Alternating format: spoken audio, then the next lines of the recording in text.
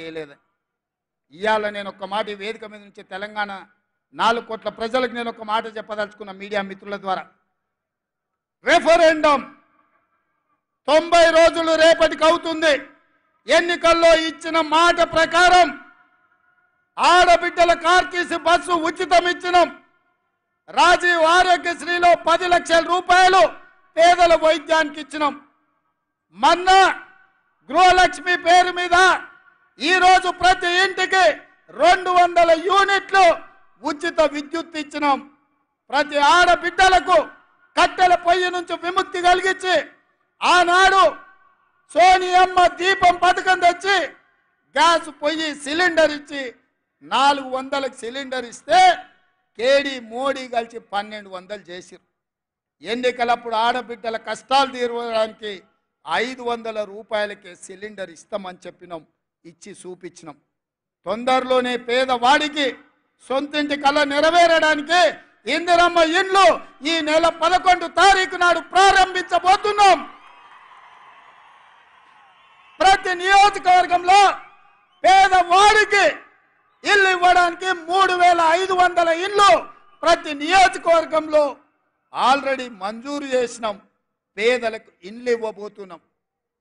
రైతు భరోసా పథకం కింద ప్రతి పేదవాడికి 1 ఎకరం, 2 ఎకరాలు, 3 ఎకరాలు, 4 ఎకరాలు, 5 ఎకరాల పైన ఉండే వాళ్లకు వరుసగా ఖాతాలలో వాళ్లకు రైతు భరోసా పథకం నిధులు వేసినాం.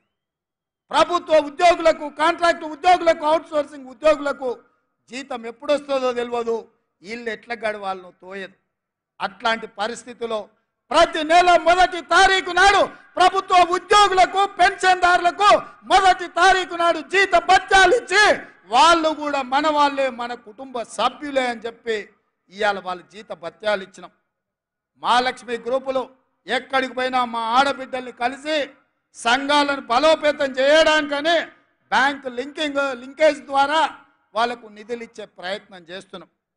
అందుకే ఇవాళ మిత్రులారా నేను అడుగుతున్నా, రేపటికి 90 రోజులు 3 నెలలు, 3 నెలల్లో 30,000 ఉద్యోగాలు ఇచ్చి నిరుద్యోగ యువకుల్ని ఆదుకొని లక్షలాది మంది నిరుద్యోగ యువకులకు విశ్వాసాన్ని మేము కల్పించినాం. డిఎస్సి నోటిఫికేషన్ 11,000 పైచీలకు ఉద్యోగ అవకాశాలు ఇచ్చినాం.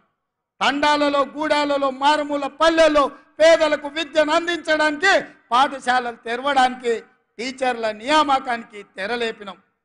గ్రూప్ 1 పబ్లిక్ సర్వీస్ కమిషన్ ద్వారా 563 ఉద్యోగాలకు నోటిఫికేషన్లు ఇచ్చినాం. ఒక్కొక్కటిగా కేసీఆర్ చిక్కుముల్లేసి కాకి లెక్కలు చెప్పి తెలంగాణను సర్వనాశనం చేస్తే 10 ఏళ్లలో 100 ఏళ్లకు సరిపోయే విధ్వంసం సృష్టిస్తే ఒక్కటిగా శకలాల నుంచి తెలంగాణను బయటికి తెచ్చే ప్రయత్నం చేస్తున్నాం. మిత్రులారా, ఇవాళకి 89 రోజులైంది.